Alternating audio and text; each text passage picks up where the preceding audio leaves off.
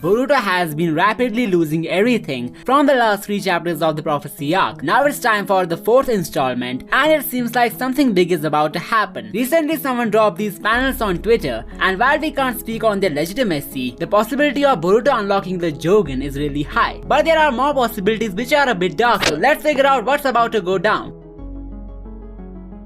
The way everything is shattering in front of Boruto's eyes, he could soon reach the point that was predicted by Momoshiki. He will be so depressed by everything that he will wish to die, leaving everything behind, and that's when Momoshiki would take over his hopeless heart. If you look closely in this panel, where Boruto reacts to Momoshiki's prophecy, it has been emphasized that he won't let him take over. This means Boruto is about to find some way that will keep him upright in this troubled situation. He has already got Sarada, who's gonna side with him, even though everyone will regard her as a traitor after that. It was teased in one of Boruto's theme songs as well. Coming on to the major event of this chapter, whether it's gonna be the Pure Eye awakening or a major death, it will have something to do with the prophecies that have been made about Boruto. This phase of the story has been named the prophecy arc, so it will not end unless every prediction about Boruto's life will become a reality. The last 3 chapters fulfill the prophecies of Momoshiki and Garaga. While Garaga warned Boruto from having too much faith in the name of friendship, his scar also teased a dark major event. The infamous Blue Eyes prophecy also came true, which officially ended the happy times in Boruto's life.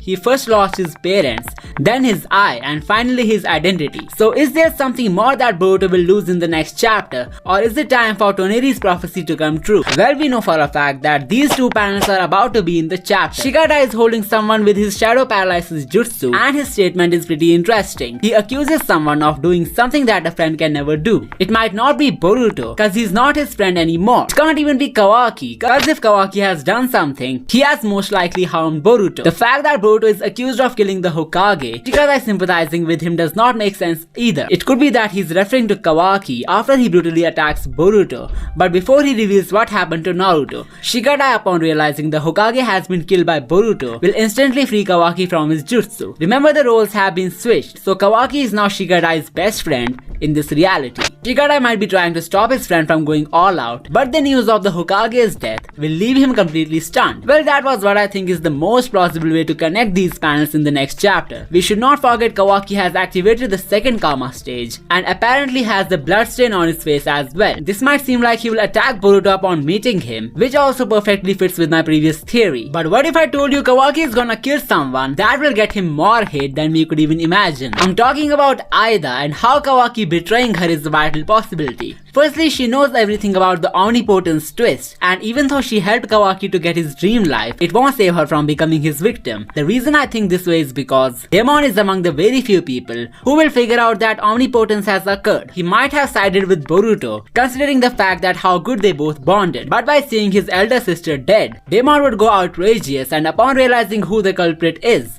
he will definitely not spare his life. Kawaki must have figured this out and could use the death of Aida in his advantage. He could tell Demon that it's Boruto who killed his sister, making him fall into despair and darkness. This would be the moment for Momoshiki to take over, and during the time skip out of the story, Boruto could struggle with gaining back the control of his body. But since it's known as the prophecy arc, Toneri's prophecy will soon come into play, leading to the Jogan's awakening. The next chapter being the 4th installment of Boruto's Losing Everything saga, we can expect that something will worsen in his life for sure. Apart from the possibility of Aida's death and Demon's revenge, it could be that he will lose the person whose memento is being worn by him in the future. I'm talking about Sasuke, and how he might recognize Boruto with his headband. Kawaki, upon knowing this, could kill Sasuke and blame his death on Boruto. The person who could kill the Hokage can easily kill the Shadow Hokage as well. This will make everyone hate Boruto even more, and we could say that he will suffer the most darkest life in the history of Konoha. He would be regarded as the one who completely shattered the Hidden Leaf village by killing the most strongest warriors of all time. All these allegations would make him go completely hopeless,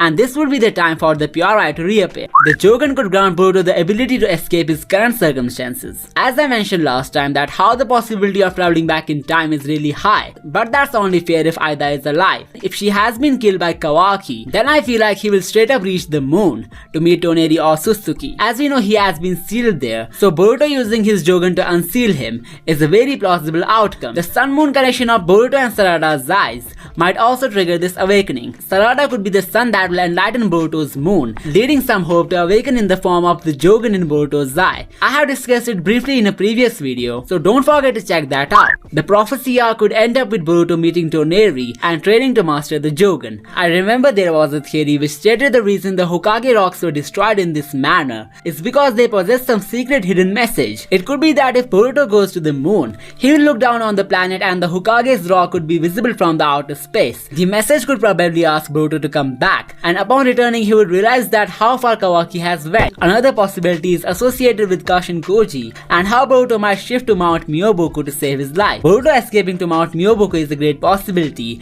as either Senringen won't be able to trace her if she's alive. Secondly, Ishiki regarded Kashin Koji as the star of change. This could mean that he will be the one who's gonna bring a change in Boruto's fate. Similar to how Jiraiya impacted Naruto, Boruto training under Kashin Koji, who knows a lot about Amado's schemes. He could send a frog to help Boruto and then train him in some safe place. If it turns out to be true, then it will be worth watching to see how he bypassed Aida's omnipotence. Or maybe he's also affected by the spell, and his original plan was to help Kawaki instead of Boruto. Let me know what you think about this in the comments. Somebody pointed out in my recent post that Mitsuki might end up dying. That will force Sarada to awaken the Mangenkyo. We know Mitsuki was brutally after Boruto's life in the last chapter. It could be that Boruto will be forced to retaliate him. That will end up in Mitsuki's death. Shikadai telling Boruto that's not what a friend does could make a bit sense here, cause he probably has no idea of the Hokage's death in this scene. I feel like instead of killing Mitsuki, Boruto might end up injuring him badly. That will ruin his reputation even more in the eyes of Konoha. There is even the possibility that he will escape to Orochimaru, cause he was shown to be using a similar cape and sword as Teen Boruto. Even though it's highly unlikely that he will be immune to omnipotence, but it would take the story to an interesting point, especially if he is the one who could help him to travel back in time. The outfit that Teen Boruto was wearing in an anime theme